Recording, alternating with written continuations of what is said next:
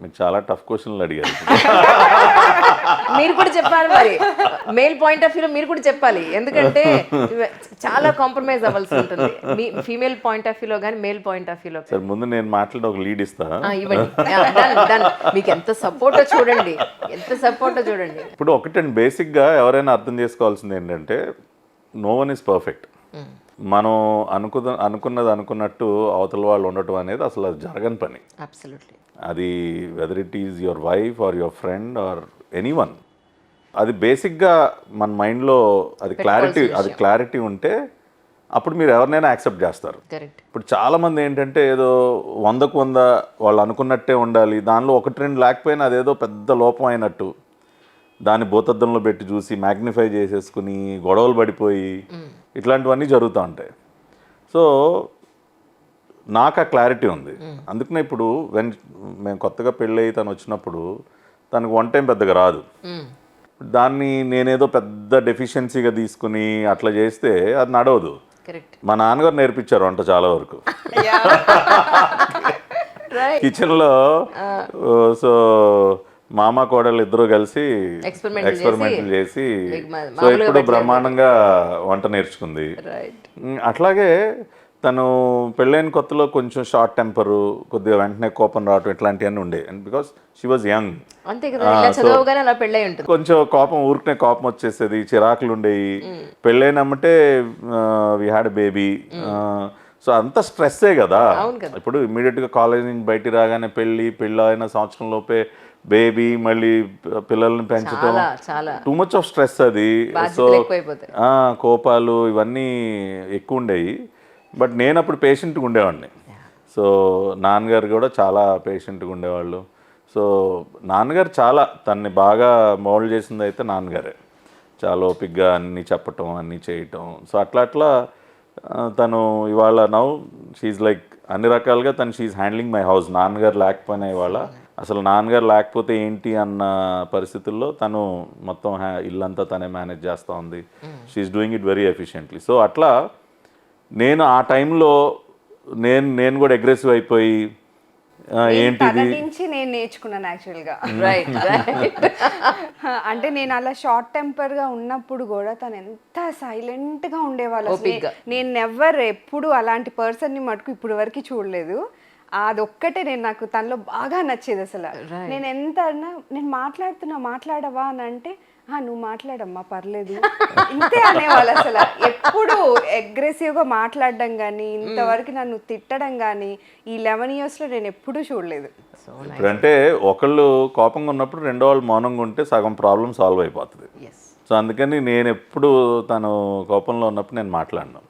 I listen, తను చెప్పేదంతా వింటా, ఎదురుగుండా కూర్చుని వింటాను. మొత్తం తనలో ఉన్నదంతా బయటకు వచ్చేసి అంత కొంచెం సెటిల్ అయిన తర్వాత అప్పుడు ఏదన్నా 1-2 మాటలు మాట్లాడతా. ఒక పొలిటికల్ స్పీచెస్ లో తప్ప మీరు విడిగా మిమ్మల్ని చూస్తే మీ ఫేస్ చిదానంద రూపమే, చక్కగా మంచి స్మైల్ ఉంటుంది సార్ ఫేస్ మీద.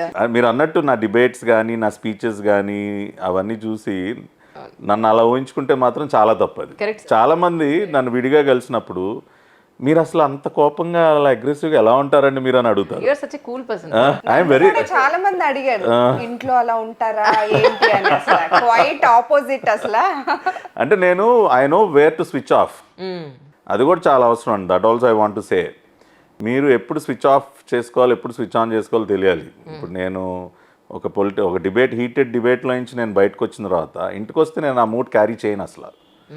ఐ స్విచ్ ఇట్ ఆఫ్, అయిపోయింది. ఇంకా నేను ఎంఫాటిక్గా స్ట్రాంగ్గా చెప్పాలనుకుని చెప్పేశాను, అంతటితో నేను దాన్ని క్యారీ చేయను. అది భలే కష్టం సార్. అది కష్టం, స్విచ్ ఆఫ్ చేసుకోవడం మైండ్ని కష్టం. కానీ అది అలవాటు చేసుకుంటే you will be the happiest.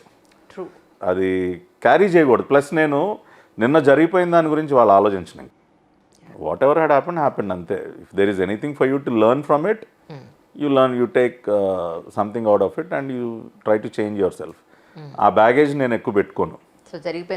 జరిగిపోయిన దాని గురించి పెద్దగా బాధపడను. నేను ఓన్లీ సెంటిమెంటల్గా ఫీల్ అయ్యేది హ్యూమన్ రిలేషన్స్లో. నేను డబ్బు గురించి లెక్క చేయను, ఇంకొక వేరే ఏ విషయం గురించి నాకు ఎంత నష్టం జరిగినా, నాకు ఇంక ఫిజికల్గా కానీ ఇంక ఏ రకంగా ఎంత నేను ఇబ్బంది పడినా, దేని గురించి బాధపడినా కానీ నేను ఐఎమ్ సెంటిమెంటల్ విత్ పీపుల్. ఇప్పుడు నేను బాగా ఇష్టపడిన వ్యక్తులు, ఇప్పుడు నాన్నగారు సడన్గా వెళ్ళిపోయేసరికి 4 years అయింది. నేను ఇప్పటికీ నేను దానిలో నుంచి బయటికి ఇంకా రాలేనేమో కూడా. ప్రతిరోజు ఆయన తలుచుకుని వారంలో 2-3 రోజులన్నా నేను కళ్ళం నీళ్ళు పెట్టుకుంటా. అటువంటి విషయాల్లో నేను చాలా సెన్సిటివ్. నేను ఒక వ్యక్తిని బాగా నమ్మి వాళ్ళతో బాగా సాన్నిహిత్యం పెంచుకున్న తర్వాత అటువంటి వ్యక్తులు ఎవరైనా దూరం అయితే అది నాకు బాధ కలిగిస్తుంది. సో మిగతా విషయాలు అన్నిట్లో కూడా ఐఎమ్ వెరీ స్ట్రాంగ్. ఎలా కాలం చేశారు తెలుసుకోవచ్చా, మీకు ఇబ్బంది లేకపోతే? అంటే చాలా హెల్తీగా ఉండేవాళ్ళండి నాన్నగారు. ఆ రోజు కూడా డిన్నర్ చేశారు, భోజనం అయిన తర్వాత ఆయన ఒక 2-3 గంటలు ఆయన లైబ్రరీ రూమ్లోకి వెళ్ళి చదువుకుంటారు. హీ హ్యాడ్ అ స్ట్రోక్ అనమాట. సో మిడ్-నైట్ అరౌండ్ 1-1:30కి కొంచెం బ్రీతింగ్ ప్రాబ్లం వచ్చి రావటం, కొంచెం స్ట్రోక్ వస్తే ఇమీడియట్గా హాస్పిటల్ తీసుకెళ్ళా. కానీ అప్పుడు కోవిడ్ పీక్లో ఉంది, ఎక్కడ బెడ్స్ ఖాళీ లేవు, అసలు పేషెంట్స్ని ముట్టుకోవట్లేదు. ఇమీడియట్గా ఆక్సిమీటర్ పెట్టడం. స్ట్రోక్ వచ్చినప్పుడు కూడా మీ ఆక్సిజన్ లెవెల్స్ పడిపోతాయి, ఆక్సిజన్ సాచురేషన్. ఎప్పుడైతే అది తక్కువ చూపించిందో మేము ముందు కోవిడ్ టెస్ట్ చేయాలి. ఆయన అంత బాధలో కూడా స్కానింగ్ చేయించుకున్నారు, అన్నీ చేయించుకుని. అంటే గోల్డెన్ అవర్ అనేది ఒకటి ఉంటుందండి. సో అది పాస్ అయిపోయింది. అది పాస్ అయిపోయేసరికి నా కళ్ళ ఎదురుగుండానే వెళ్ళిపోయారు నాన్నగారు. ఆయన అంత పెయిన్లో ఉండి కూడా ఆయన్ని పైకి రూమ్లోకి తీసుకెళ్తుంటే నేను కింద ఉన్నాను. ఆ పైన వార్డులో కోవిడ్ పేషెంట్స్ ఉన్నారని చెప్పి నన్ను అసలు వద్దంటే వద్దన్నారు, రావద్దన్నారు.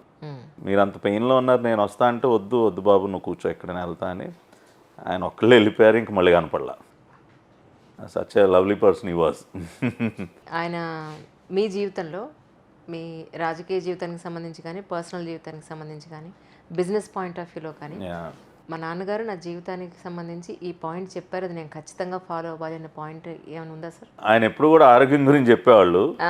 ఇప్పటికీ నేను దాన్ని కంప్లీట్గా ఫాలో అవ్వలేకపోతా ఉన్నా. ఆయన ఎప్పుడో మాట అనేవాళ్ళు, నువ్వు ఎంత సంపాదించినా, నీ ప్రొఫెషన్లో ఎంత పైకి వెళ్ళినా, ఎంత ఉన్నత స్థానానికి వెళ్ళినా, ఆరోగ్యం సరిగ్గా లేకపోతే నువ్వేమీ చేయలేవు, నువ్వేది ఎంజాయ్ చేయలేవు.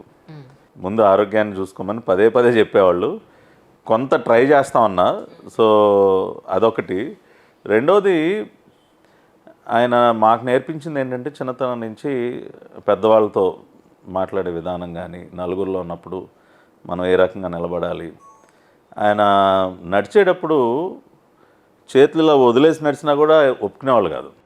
నీ పిడికిలు ఎప్పుడు బిగించి ఉండాలి, ఎప్పుడు ఇట్లా ఏళ్ళు అలాడేసుకుంటా నడవటం, కూర్చున్నప్పుడు ఇట్లా దిగిపోయేలా కూర్చోవటం, అసలు ఏమీ ప్రతి చిన్నది కూడా ఎవ్రీథింగ్ ఆయన చెప్పిన ఇప్పటికీ గుర్తొస్తూ ఉంటాయి అవన్నీ కూడా. సో అట్లా I really miss him.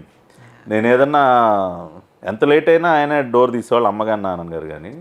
Just by looking at me ఆయనకు అర్థమైపోయింది నేను ఏదైనా స్ట్రెస్లో ఉన్నా, ఏదైనా ఇబ్బంది పడినా, ఇంకా అప్పుడు నాతో కూర్చుని కాసేపు మాట్లాడటం, ఆ విషయాలు ఈ విషయాల గురించి చెప్పటం. కొంచెం నేను డీస్ట్రెస్ అయ్యే వరకు he use to spend time with me. ఇప్పుడు ఇవాళ ఒక్కొక్కసారి ఏంటో ఒంటరి అయిపోయానన్న ఫీలింగ్ కలుగుతూ ఉంటుంది. ఎందుకంటే వీళ్ళు ఎర్లీగా పడుకుంటారు, చిన్నపిల్ల కదా. సో పొద్దున్నే school, so by around 9 o'clock they switch off, లైట్లు ఆపేస్తారు. సో నేనేమో 11:30, 12, 1 వరకు నేను చదువుకుంటా ఉంటాను. ఇప్పటికీ స్కూల్ పిల్లలాగా రోజు చదువుకోవటమే. సో అప్పుడు కూర్చున్నప్పుడు నాకు చాలా ఒక రకమైనటువంటి లోన్లీనెస్ వచ్చేస్తుంది. నాన్నగారు కూడా లేటుగా ఉండేవాళ్ళు, ఇద్దరం లేటుగా ఉండేవాళ్ళం. ఆయన రూమ్లో ఆయన చదువుకుంటుండేవాళ్ళు. సో అప్పుడు మధ్యలో కాసేపు కూర్చొని మాట్లాడుకోవటం ఇద్దరం, అట్లా జరుగుతూ ఉండేది. So now I miss all that.